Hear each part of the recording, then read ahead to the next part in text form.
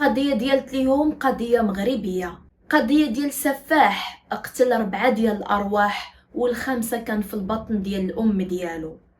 هاد القضية اللي فعلا هزت السكينة ديال كازابلانكا، واليوم غادي نطرقوا التفاصيل ديالها وشنو اللي خلى هاد المجرم يرتكب في الأصول ديالو هاد الجريمة الشنيعة.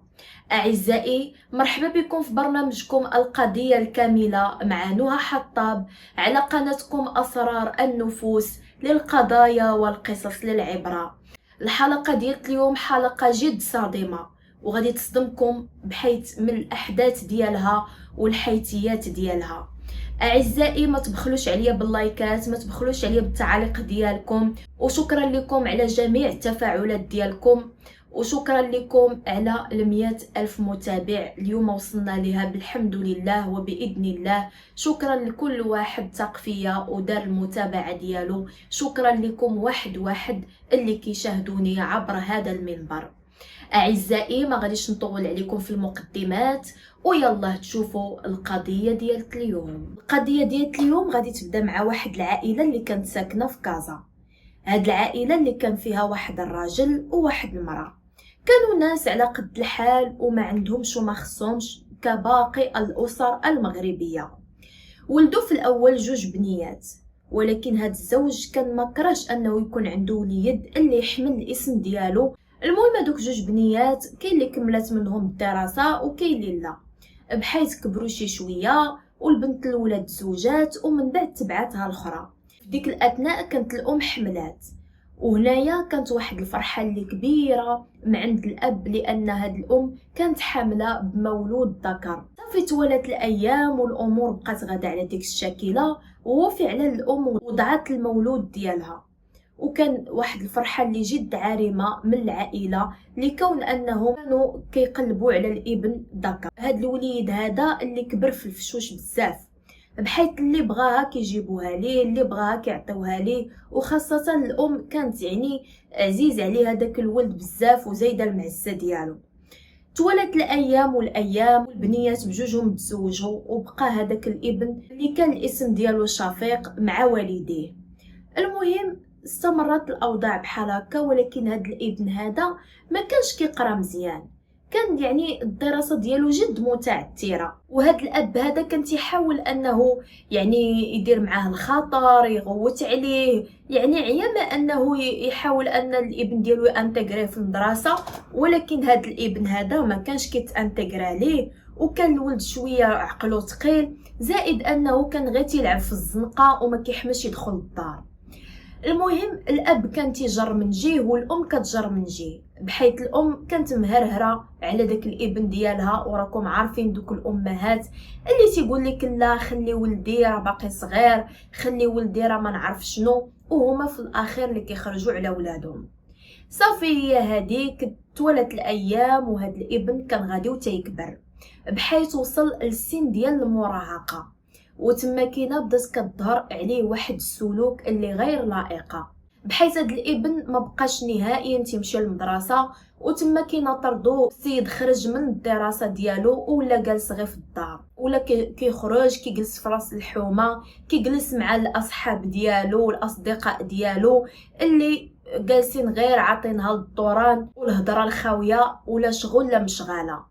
الاب مسكين حاول انه من شاف ولدو ما قراش قال له اجي تعلم شي صنيعه، ولكن للاسف هذا الابن ما كان باغي لا يتعلم لا صنعه ولا يقرا ولا يدير حتى شي حاجه في الحياه. وتما كينا كما كيقول المثال قله الشغل مصيبه. الولد ولا كيتبلى بالكارو، شويه تجروا ليه رجلين ولا السيد كيكمل الحشيش ولا مدمن على المخدرات. ايوا هنايا ولا السيد كينوض لوالديه وتيقول لهم عطوني الفلوس باش نمشي نكمل المخدرات. هاد الابن كانت غدا والحاله ديالو كتدهور، بحيث كان عصبي جدا وكان تيغوت على امه وكان تيدبز معاها ديما، وكان غير تيحقر عليها غير هي. الاب ديالو حتى هو كان تيدبز معاه، ولكن ماشي بالوتيره ديال الام ديالو. هنا شافت وارتأت الام ان الابن ديالها شويه ماشي تلهي، وارتأت انها تديه للسبيطار. فعلا داتو للسبيطار، وهنا تشخص بالمرض ديال انفصام الشخصيه. تما كينا قالوا ليها هاد الابن ديالك خاصو يدخل ويتعالج ويحيد عليه ديك البليه، لان ديك البليه اللي كيدير راه كتزيد تعزز المرض ديالو وكتزيد تخليه المرض ديالو يتفاقم. صافي هي هذيك دخلوه للسبيطار، بدا كيتعالج وبدات الامور ديالو كتحسن. ومن تما كينا خرجوه وخرجوا ليه شي دواء اللي ولا كياخدو كيتصهد في الدار. ولكن هاد الابن خلاهم حتى تاقوا فيه، ولا السيد يعني تيخرج ويدخل في الدار كيف ما بغى، حيت لانه في الاول كانوا حاضينه باش ما انه ما يرجعش لديك البليه.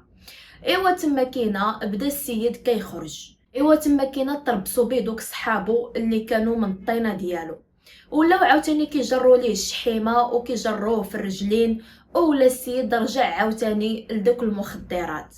وهنايا تزاد عليه الحال ديال بصح، بحيث انه ولا كيفقد السيطره على نفسه، ولا لدرجه انه كيطول على الاميمه العزيزه ولا كيضربها، تيقول ليها والو تعطيني الفلوس. ما كانوش كيقدو يتهناو منه، الا كانت ما عطاتوش الفلوس كينوض يدوز على داك النهار كحل ويضوض يطاول عليها ويضربها وما يخلي ما يقول فيها. صافي هي هذيك هاد الابن هذا اللي كان عاق الوالدين ومسخوط الوالدين، وانا لا اظن انه كان فيه لا انفصام في الشخصيه ولا حتى شي حاجه، ولكن كان ديما معدي عليهم وديما كيطيح الهضره معاهم. يعني كان واحد الابن اللي لا حول ولا قوه الا بالله العلي العظيم، ما كيرتاحوش والديه معاه، بحيث ان هاد الابن هذا ما كانش قايل حتى خواتاتو البنات، كان تيمشي عندهم وحده بوحده وتيقول لهم عطوني الفلوس، دوروا معايا، بغيت نكمي، بغيت نتحشش، بغيت نشرب، وكان تيمشي عندهم. الاخت ديالو الثانيه واللي غادي نسميوها عتيقه، هذيك الاخت ديالو كان تيمشي عندها، ولكن الزوج ديالها كان ديما كيجري عليه، تيقول له خويا لا جي عندي انا في الدار، عندي وليداتي، عندي المدام ديالي، ما تبقاش تجي عندي، تتحيد من ديك البليه وديك الساعه مرحبا بك، وكان ديما تيجري عليه. المهم توالت الايام وهاد الابن بقى غادي على ديك الشاكله، ما عمره ما حيد من داك المخدرات، وهنا ولا دائما تيدبز مع عباد الله، ولا كيوقف عليهم، ولا كيتعرض للناس، يعني ولا واحد الانسان اللي جد شراني. بقى يقلب حتى جاب الربحه، وواحد النهار شدوه البوليس وداوه فين يتربى.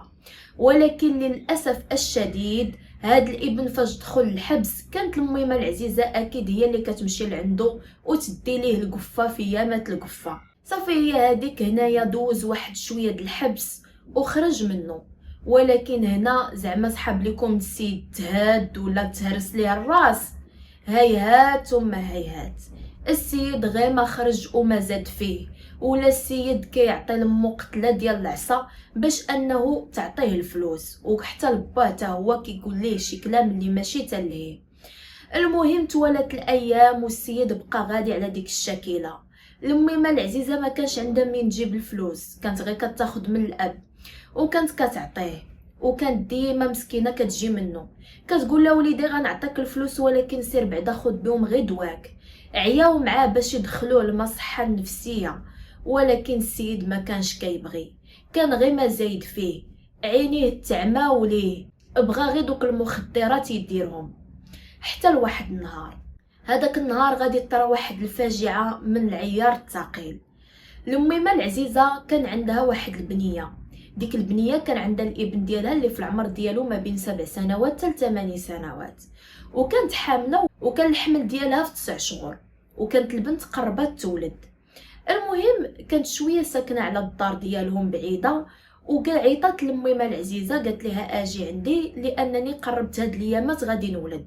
يعني صافي ما بقى لا غير يومين ولا 3 ايام غادي تطرطق ليها السقيه وغادي تمشي تولد.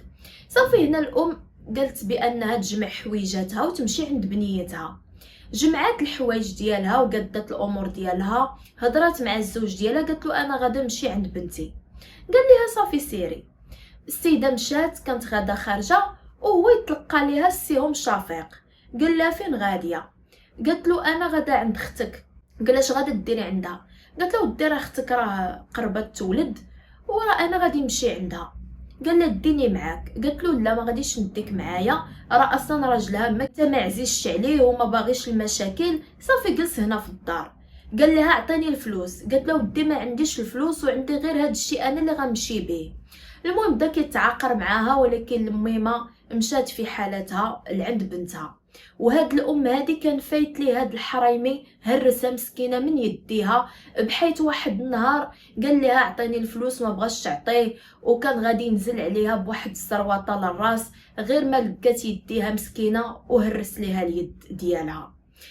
المهم هاد السيد هذا خلى الام ديالو تمشات وهو يتبعها لعند الاخت ديالو. صافي تبعها ومشى لعندهم للدار وبدا كيدق عليهم. الاخت شافته من العين السحريه ولكن ما بغاش تحليه، وبدا كيغوت وكيطعطع تما، ولكن لا حياه لمن تنادي. صافي السيد بقى عاس وطلع الفوق السطح وقال شنو ندير ما ندير، نبقى جالس حتى يجي راجل اختي وندخل عندهم.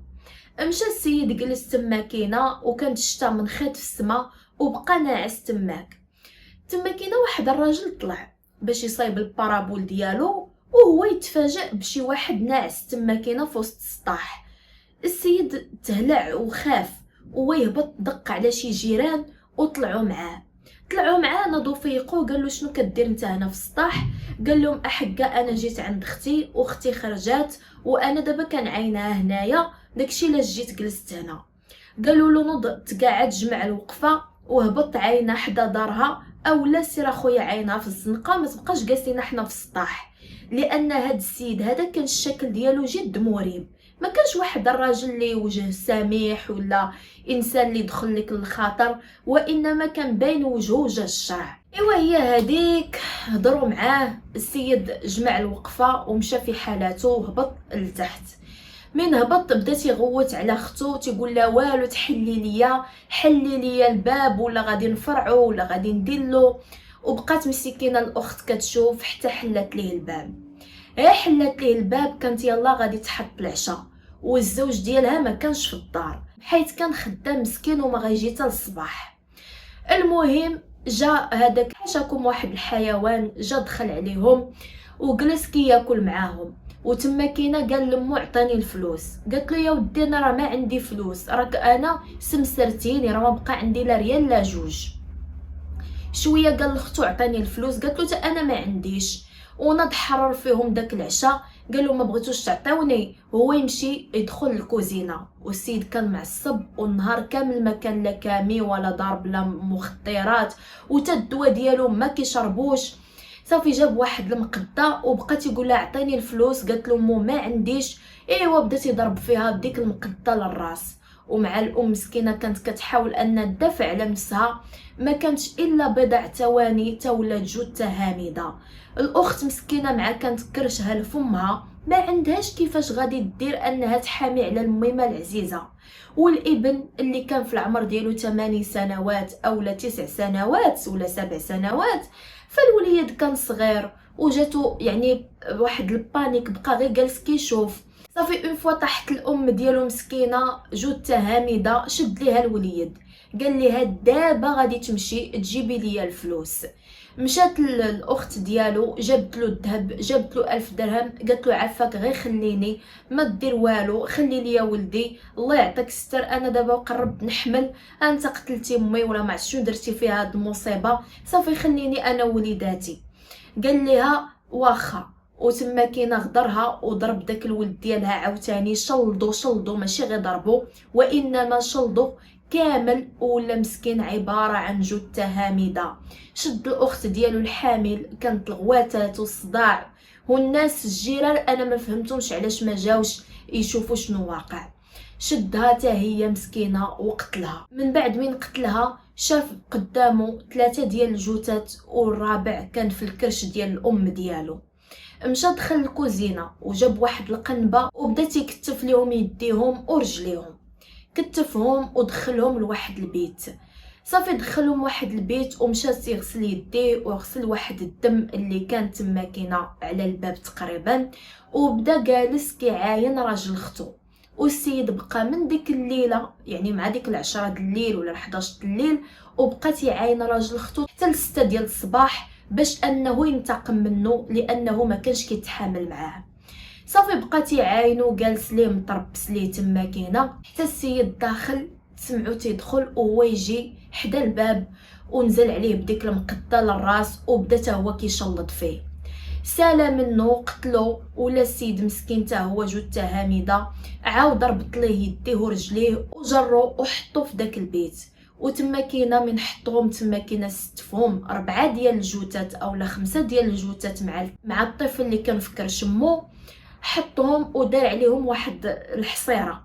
صافي دار عليهم الحصيره، سد عليهم الباب وسد داك الباب وسد الباب ديال الشقه وزاد في حالته خلفه وما تعرفش ليه الاثار. صافي تما كاينه العائله بدات كتبحث وكتشوف فينا هما العائله ديالها، ربما داروا شي ديكلاراسيون، ربما الله اعلم.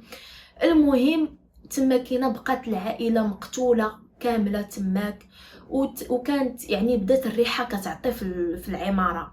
بدات الريحه النهار الاول، النهار الثاني، الثالث، الرابع، الخامس، السادس، ايوا تما كاينه الريحه كانت لا تطاق. هنايا الناس ديال العماره مشاو عيطوا للبوليس قالوا لهم اودي راه كاينه واحد الريحه اللي كاريها في البيت ديال في الشقه الفلان فلانيه، عافاكم لما اجي وراعينا ما ندقوا على دوك الناس، ما كنقربوش اصلا حتى لديك الشقه لكون انها فيها ريحه فظيعه. جاوا البوليس وجابوا معاهم يعني واحد المختص باش يحل القفوله. حلوا القفل ديال الدار، لقاو الدمايات مطوشه في الحيوطه في السقف، عرفوا بان كاين هناك جريمه جد بشعه.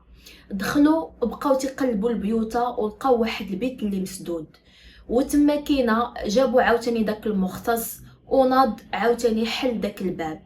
ارانا من حلو كانت الفاجعه، حيدوا ديك الحصيره ولقاو الجثث في تحلل جد متقدم. المهم كانت الرائحه جد فظيعه وما قدروش عليها حتى البوليس. صافي عينو تما كاين المكان، هزوا دوك الجثث المستودع الاموات باش يشرحوهم، عرفوا بان العائله كلها مقتوله. مشاو تعرفوا على الضحايا وجابوا العائلات ديالهم، بحيث جابوا الاب ديال شفيق، هضروا معاه قال له في من كتشك، قال له كنشك في ولدي، هذاك هو الباندي مول الفعله اللي غادي يكون دار في مو وفي اختو في هاد الفعله هادي، راه ما يمكنش يكون شي واحد من غيره.